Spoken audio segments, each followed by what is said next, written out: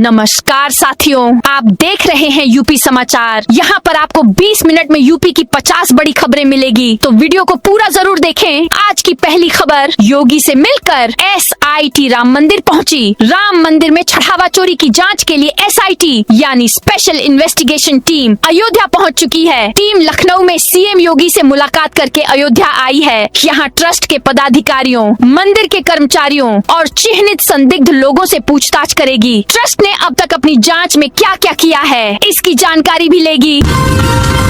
लखनऊ में driving licence नवीनीकरण के बदले नियम, अत्याधुनिक टेस्टिंग ट्रैक करना होगा पार। लखनऊ में ड्राइविंग लाइसेंस के नवीनीकरण में देरी होने पर अब दोबारा टेस्ट देना पड़ सकता है। शहर में ऑटोमेटिक ड्राइविंग ट्रेनिंग सेंटर शुरू हो रहा है, जहां सेंसर और कैमरों की निगरानी में कड़े टेस्ट होंगे। राजधानी में जुगाड़ से परमानेंट DL बनवाने की परिपाटी बदलने जा रही। कुछ ही दिनों में परमानेंट DL का ऑनलाइन स्लॉट बुक कराने वालों को पहले ट्रांसपोर्ट नगर या देवा रोड ARTO कार्यालय जाना होगा। यूपी में हर बच्चे को स्कूल भेजेगी योगी सरकार। 1 जुलाई से अभियान का दूसरा चरण शुरू। उत्तर प्रदेश में 1 जुलाई से स्कूल चलो अभियान का दूसरा चरण शुरू होगा। इसके तहत स्कूल जाने की आयु के प्रत्येक बच्चे का नामांकन सुनिश्चित किया जाएगा। साथ ही कक्षा 5 से 6, कक्षा 8 से 9 और कक्षा 10 से 11 में सभी विद्यार्थियों के प्रवेश की जिम्मेदारी संबंधित प्रधानाध्यापकों को सौंपी गई है। अपर मुख्य सचिव बेसिक एवं माध्यमिक शिक्षा पाठ सारथी सेन शर्मा ने इस संबंध में सभी जिला विद्यालय निरीक्षकों और मंडलीय संयुक्त शिक्षा निदेशकों को निर्देश जारी किए हैं। 100% इथेनॉल से चलेंगी गाड़ियां, सरकार ने दी मंजूरी। केंद्र सरकार ने देश में 100% शुद्ध इथेनॉल को बतौर ईंधन इस्तेमाल करने की मंजूरी दे दी है। केंद्रीय सड़क परिवहन और राजमार्ग मंत्री नितिन गडकरी ने शनिवार 13 जून को नागपुर में एक प्रेस कॉन्फ्रेंस के दौरान इसकी जानकारी दी। उन्होंने बताया कि इस फैसले से जुड़े नियमों और रेगुलेशंस को अंतिम रूप देने वाली फाइल पर उन्होंने साइन कर दिए हैं। इस कदम का मुख्य उद्देश्य देश की कच्चे तेल फॉसिल फ्यूल के इंपोर्ट पर निर्भरता को कम करना और ट्रांसपोर्ट सेक्टर से होने वाले प्रदूषण को रोकना है। भारत में दक्षिण पश्चिम मानसून की रफ्तार फिलहाल धीमी पड़ गई है। जून की सैटेलाइट तस्वीरों में देश के बड़े हिस्से से मानसूनी बादल गायब दिखाई दिए। मौसम विभाग IMD के मुताबिक 4 जून से 15 जून के बीच देश में सामान्य 53.7 मिलीमीटर के मुकाबले सिर्फ 19.2 मिलीमीटर बारिश हुई, यानी बारिश में 64% की कमी दर्ज की गई है। मानसूनी गतिविधियां कमजोर होने से 16 राज्यों में बारिश का इंतजार बढ़ गया है। इनमें राजस्थान, महाराष्ट्र, मध्य प्रदेश, छत्तीसगढ़, बिहार, उत्तर प्रदेश और दिल्ली शामिल हैं। रामपुर और सीतापुर में 15 जून से यूरिया, DAP और NPK उर्वरकों का वितरण शुरू हो गया। खाद का वितरण framework for fertilizer sale app के माध्यम से हुई बुकिंग के आधार पर किया जाएगा। खाद का लाभ लेने के लिए किसानों को उर्वरक के लिए ऐप पर बुकिंग करनी होगी, जिसके बाद वे निर्धारित विक्रेता से अपनी खाद प्राप्त कर सकेंगे। RTE से एडमिशन में 35 स्कूल मनमाने काम कर रहे। लखनऊ में शिक्षा का अधिकार RTE अधिनियम के तहत चयनित बच्चों को प्रवेश देने में कई निजी स्कूल अब भी मनमानी कर रहे हैं। सिटी मॉन्टेसरी स्कूल, बाल गाइड स्कूल, सेंट मेरी स्कूल और LPS समेत 35 विद्यालयों ने अभी तक चयनित बच्चों को दाखिला नहीं दिया है। इसे लेकर शिक्षा विभाग ने सख्त रुख अपनाते हुए संबंधित स्कूलों के खिलाफ FIR दर्ज कराने की तैयारी शुरू कर दी है।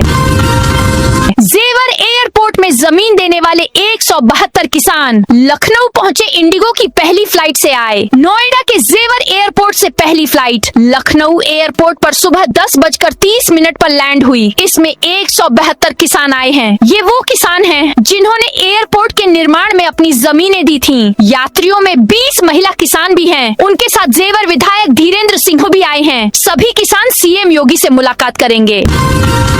डीजल खरीद सीमा से किसानों, ट्रांसपोर्टरों की चिंता बढ़ी। पेट्रोलियम एवं प्राकृतिक गैस मंत्रालय भारत सरकार द्वारा डीजल खरीद की सीमा प्रतिदिन 200 लीटर निर्धारित किए जाने के बाद ग्रामीण क्षेत्रों में डीजल आधारित व्यवसाय करने वाले लोगों में चिंता बढ़ गई है। किसानों, ट्रांसपोर्टरों और डीजल इंजन संचालित मशीनों से जुड़े कारोबारियों का कहना है कि इस निर्णय से उन्हें अतिरिक्त परेशानी और खर्च का सामना करना पड़ सकता है।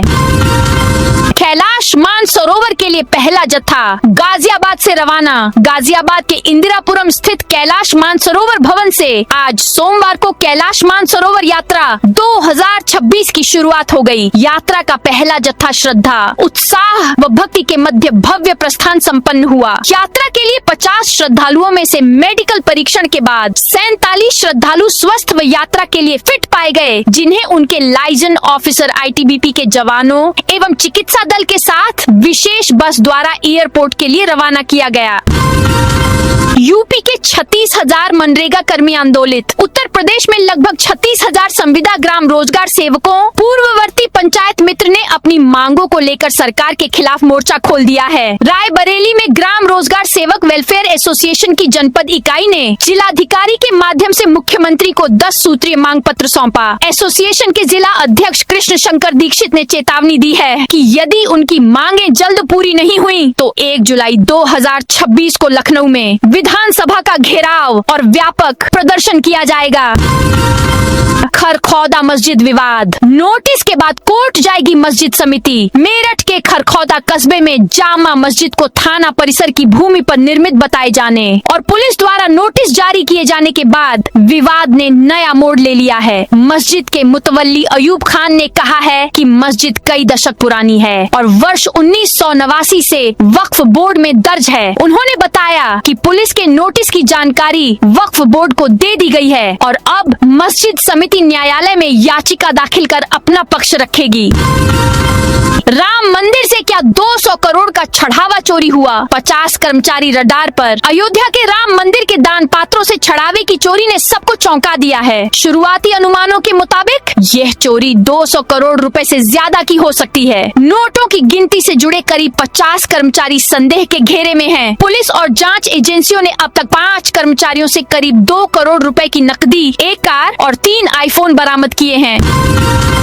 बुलंदशहर में साइबर ठगी में इस्तेमाल बैंक खाते पर एफआईआर। बुलंदशहर साइबर क्राइम थाना ने एक बैंक खाते के खिलाफ देश भर से मिली 112 साइबर ठगी की शिकायतों के बाद मुकदमा दर्ज करने की संस्तुति की है। यह खाता बैंक ऑफ इंडिया की सिविल लाइंस हॉस्पिटल रोड शाखा है। साइबर थाना में तैनात एएसआई अंकित कुमार ने इस संबंध में शिकायत दर्ज कराई थी। जनगणना ड्यूटी से गायब 435 कर्मचारियों पर एफआईआर होगी। लखनऊ में जनगणना 2027 के काम में लापरवाही बरतने वाले कर्मचारियों पर नगर निगम सख्त हो गया है। ड्यूटी से गायब रहने वाले 435 कर्मचारियों के खिलाफ एफआईआर दर्ज कराने की तैयारी शुरू कर दी गई है। संबंधित थानों में तहरीर भेज दी गई है। कर्मचारियों को पहले ही प्रशिक्षण और जरूरी सामग्री उपलब्ध करा दी गई थी। पूरे मामले की लिस्ट लखनऊ डीएम को भी भेजी गई है। दाल मंडी में घर पर पोकलैंड चलते ही रोने लगी महिला। वाराणसी के दाल मंडी में सड़क चौड़ीकरण परियोजना के तहत रविवार को रिटायर्ड आईपीएस अधिकारी समेत 13 लोगों के मकानों को ध्वस्त किया गया। इस दौरान जैसे ही पोकलैंड मशीन एक मकान के अगले हिस्से को तोड़ने लगी तो एक महिला हाथ जोड़कर रोने लगी। महिला ने अधिकारियों से गुहार लगाते हुए कहा, हमें थोड़ा और समय दे दीजिए, हम घर खाली कर देंगे। उत्तर प्रदेश में मानव वन्य जीव संघर्ष के समाधान पर होगा मंथन। उत्तर प्रदेश के तराई अंचल में बढ़ते मानव वन्य जीव संघर्ष और वन्य जीव संरक्षण की नई चुनौतियों के बीच दुधवा टाइगर रिजर्व एक महत्वपूर्ण विमर्श का केंद्र बनने जा रहा है। वन एवं वन्य जीव विभाग सोमवार 15 जून को दुधवा टाइगर रिजर्व में मानव वन्य जीव संघर्ष, चुनौतियां एवं भावी रणनीति विषय पर संगोष्ठी आयोजित की जा रही है। फरीदाबाद को सीधे जेवर एयरपोर्ट से जोड़ेगा 31 किलोमीटर लंबा ग्रीनफील्ड एक्सप्रेसवे। ग्रीनफील्ड एक्सप्रेसवे का 73% से ज्यादा कार्य पूरा हो चुका है। इस परियोजना के तहत DND KMP expressway Faridabad Ballabhgarh bypass से जेवर इंटरनेशनल एयरपोर्ट तक सीधे जुड़ जाएगा। यह मार्ग केएमपी एक्सप्रेसवे और दिल्ली मुंबई एक्सप्रेसवे से भी जुड़ रहा है, जिससे दिल्ली, फरीदाबाद, पलवल और एनसीआर के लाखों यात्रियों को आवागमन की सुविधा मिलेगी। यूपी के 32 जिलों में आंधी बारिश का अलर्ट। यूपी में प्री मानसून एक्टिव है। मौसम विभाग ने 32 जिलों में आंधी बारिश का अलर्ट जारी किया है। 50 से 60 किलोमीटर की रफ्तार से हवाएं चलेंगी। सुबह ज्यादातर जिलों में हल्की धूप है, जबकि पश्चिमी यूपी में गाजियाबाद, मेरठ में बादल छाए हुए हैं। वहीं मेरठ के मवाना में सुबह अचानक मौसम बदल गया और 2 घंटे तक बारिश शुरू हुई। लखनऊ के मौसम वैज्ञानिक अतुल सिंह ने बताया, हरियाणा के आसपास पश्चिमी विक्षोभ एक्टिव है। है। इसके चलते प्री मानसून की बारिश हो रही है। 17 से 20 जून के बीच मानसून यूपी में सोनभद्र और ललितपुर के रास्ते एंट्री कर सकता है। अभी मानसून बिहार तक पहुंच चुका है। यूपी के बाराबंकी में बनने जा रहे 3 पुल सरकार ने दी मंजूरी। यूपी के बाराबंकी जिले के ग्रामीण क्षेत्रों में आवागमन और सिंचाई व्यवस्था को मजबूत करने के लिए प्रदेश सरकार ने 2 महत्वपूर्ण परियोजनाओं को मंजूरी देते हुए कुल 22 करोड़ 21 लाख 92 हजार रुपए की वित्तीय स्वीकृति दी है। इनमें दरियाबाद समानांतर शाखा पर 2 जर्जर कदम पुलों का पुनर्निर्माण और प्रतापगंज रजबहा के आंतरिक सुधार और क्षतिग्रस्त पुलिया के पुनर्निर्माण का कार्य शामिल है। लखनऊ में जोरदार धमाके के साथ उड़ी पटाखा फैक्ट्री। लखनऊ में नगराम थाना के ग्राम देवती में सोमवार को एक पटाखा फैक्ट्री में विस्फोट हो गया। धमाके की आवाज करीब 2 किलोमीटर दूर तक सुनाई दी। जहां विस्फोट हुई वह मकान पूरी तरह से ढह गया, ईंटें बिखर गईं। हादसे में युवती की मौत हो गई। एक युवक गंभीर रूप से घायल हुआ है। फायर ब्रिगेड, SDRF और बम निरोधक दस्ता मौके पर पहुंचा। गनीमत रही कि पटाखा फैक्ट्री के आसपास कोई अन्य मकान नहीं था, वरना बड़ा हादसा हो जाता। हालांकि विस्फोट की आवाज सुनकर गांव के लोग मौके पर पहुंच गए। पुलिस विस्फोट के कारणों की जांच कर रही है। गाजियाबाद में अवैध मजार पर चला बुलडोजर। गाजियाबाद के लोनी क्षेत्र के ट्रोनिका सिटी गेट नंबर 1 के पास बनी एक कथित अवैध मजार को बुलडोजर से ध्वस्त कर दिया गया। कार्रवाई के दौरान कोई गड़बड़ी न हो, इसलिए मौके पर भारी पुलिस बल तैनात किया गया था। प्रशासन के अनुसार मजार ग्रीन बेल्ट और यूपीसीडा की भूमि पर अवैध रूप से बनाई गई थी। पल्लवी पटेल बोली, गेट खोलो, मुझे पैनिक अटैक पड़ता है। अपना दल की अध्यक्ष सिराथू की विधायक पल्लवी पटेल ने सोमवार को वाराणसी में विरोध प्रदर्शन किया। उन्होंने नीट पेपर लीक समेत अन्य मुद्दों को लेकर BHU गेट के सामने नारेबाजी की। प्रदर्शन की मंजूरी न होने की अनुमति का हवाला देकर PM के संसदीय कार्यालय तक जाने के दौरान पुलिस ने प्रदर्शन को रोक दिया। इसी दौरान पुलिस ने उन्हें और उनके 100 समर्थकों को हिरासत में ले लिया। बिजली विभाग के साथ CM योगी की बैठक आज। राज्य विद्युत उपभोक्ता परिषद अध्यक्ष अवधेश कुमार वर्मा ने मांग की है कि उपभोक्ताओं से हो रही 10% ईंधन अधिभार की वसूली तत्काल बंद की जाए। उन्होंने कहा कि उपभोक्ताओं से अनाधिकृत तौर पर वसूली की जा रही है, क्योंकि नियामक आयोग ने इसे नियमों के विपरीत करार दिया है। कानपुर में 225 करोड़ की ठगी करने वाले 6 आरोपी अरेस्ट। शिवराजपुर पुलिस और साइबर क्राइम सेल ने ठगी का नेटवर्क चला रहे 6 ठगों को अरेस्ट किया है। आरोपी देश के विभिन्न राज्यों में बैठे ठगों को म्यूल अकाउंट मुहैया कराते थे। ठगी की रकम को क्रिप्टो करेंसी में निवेश कराकर आई रकम को पर्सन टू पर्सन ट्रेडिंग के जरिए भारतीय मुद्रा में रकम विभिन्न खातों में ट्रांसफर कराई जाती थी, जिससे मनी ट्रेल टूट सके।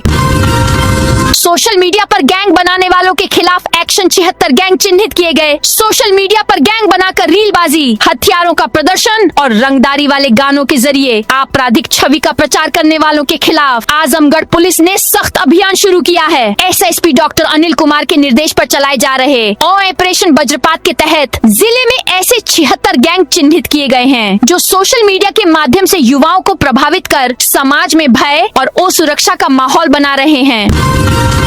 प्रधानमंत्री आवास योजना में गड़बड़ी। 427 ने लिया दोहरे आवास का लाभ। उत्तर प्रदेश सरकार गरीब और जरूरतमंद परिवारों को पक्का घर देने के लिए प्रधानमंत्री आवास योजना को प्राथमिकता से लागू कर रही है, लेकिन योजना में गड़बड़ी भी सामने आई है। केंद्रीय ग्रामीण विकास मंत्रालय की जांच में प्रदेश के 427 ऐसे लाभार्थी चिन्हित किए गए हैं, जिन्होंने अलग अलग निवास या पहचान दिखाकर प्रधानमंत्री आवास योजना ग्रामीण और प्रधानमंत्री आवास योजना शहरी का दोहरा लाभ लिया और दो आवास हासिल कर लिए। जांच में सबसे अधिक गड़बड़ी ललितपुर जिले में सामने आई है। यहाँ 50 लोगों ने दोहरे आवास का लाभ लिया है। इसके बाद सबसे ज्यादा दोहरे आवास के मामलों बांदा में 26, सीतापुर और प्रतापगढ़ में 21, फिरोजाबाद में 17, मिर्जापुर में 15 और प्रयागराज में 13 शामिल हैं। प्रतापगढ़ में युवक ने सेंट्रल बैंक का ATM तोड़ा। प्रतापगढ़ नगर कोतवाली क्षेत्र के सदर बाजार स्थित तेलिया चौराहे पर सेंट्रल बैंक के ATM बूथ में तोड़फोड़ का मामला सामने आया है। एक मानसिक विक्षिप्त युवक ने ATM को क्षतिग्रस्त कर दिया। यह घटना सुबह करीब 8 बजे हुई, जब युवक ने डंडे से ATM बूथ के बाहर लगे गेट का कांच तोड़ दिया। पूरी वारदात वहां लगे CCTV कैमरे में कैद हो गई, जिसमें युवक हाथ में डंडा लिए तोड़ फोड़ करता स्पष्ट रूप से दिखाई दे रहा रहा है।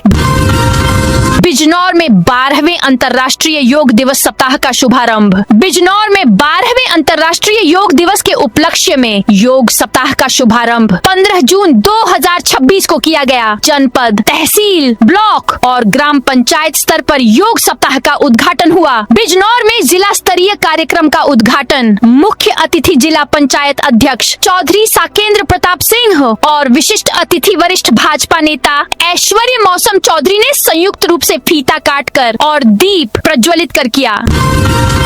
मुजफ्फरनगर में अंतर्राष्ट्रीय योग सप्ताह शुरू। मुजफ्फरनगर में अंतर्राष्ट्रीय योग सप्ताह का सोमवार को कमला नेहरू वाटिका में शुभारंभ हुआ। यह आयोजन अंतर्राष्ट्रीय योग दिवस 2026 के तहत 15 से 21 जून तक चलेगा। जिला प्रशासन और आयुष विभाग के संयुक्त तत्वावधान में आयोजित इस कार्यक्रम में जनप्रतिनिधियों, अधिकारियों, योग प्रशिक्षकों और बड़ी संख्या में योग प्रेमियों ने भाग लिया। हनुमान मंदिर के दान पात्र में मिले नकली नोट। प्रयागराज में बैंक में जमा करने के दौरान खुलासा। प्रयागराज में सिविल लाइंस स्थित श्री हनुमत निकेतन मंदिर के दान पात्रों से 9 नकली नोट मिले। इसके बाद प्रशासन और जांच एजेंसियां सतर्क हो गई हैं। दान पात्रों में एक 500 रुपए का 1, 200 रुपए के 5 और 100 रुपए के 3 नकली नोट पाए गए। जानकारी मिलने के बाद जांच शुरू की गई। लखनऊ जंक्शन पर ट्रेन के आते ही जगमगा उठेंगे प्लेटफॉर्म। ऊर्जा संरक्षण को बढ़ावा देने के लिए पूर्वोत्तर रेलवे लखनऊ मंडल ने अनूठी पहल की है। अब लखनऊ जंक्शन समेत 18 स्टेशनों पर ट्रेन के आते ही प्लेटफॉर्म रोशनी से जगमगा उठेंगे और ट्रेन के जाते ही लाइटें खुद ब खुद बंद हो जाएंगी। बीएड प्रवेश परीक्षा परिणाम आज लखनऊ से होगा जारी। बीएड संयुक्त प्रवेश परीक्षा का परिणाम आज लखनऊ से जारी किया जाएगा। परिणाम की घोषणा उत्तर प्रदेश के उच्च शिक्षा मंत्री योगेंद्र उपाध्याय और उच्च शिक्षा राज्य मंत्री रजनी तिवारी द्वारा की जाएगी। गौरतलब है कि बीएड संयुक्त प्रवेश परीक्षा का आयोजन 31 मई को प्रदेश भर में किया गया था।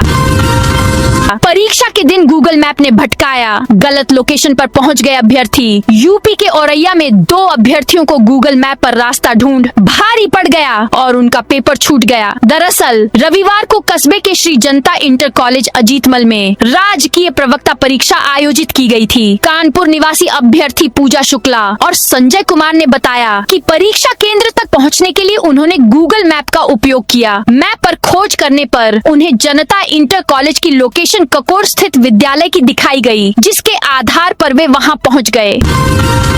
गोंडा में समाजवादी पार्टी के कार्यकर्ताओं का विशाल प्रदर्शन। गोंडा जिले में समाजवादी पार्टी सपा के कार्यकर्ताओं और नेताओं ने आज सोमवार को कर्नलगंज तहसील का घेराव कर 22 सूत्रीय मांगों को लेकर विरोध प्रदर्शन किया। इस दौरान हजारों की संख्या में सपा कार्यकर्ताओं ने सरकार के खिलाफ नारेबाजी की और महामहिम राष्ट्रपति को संबोधित एक ज्ञापन एसडीएम कर्नलगंज नेहा मिश्रा को सौंपा है।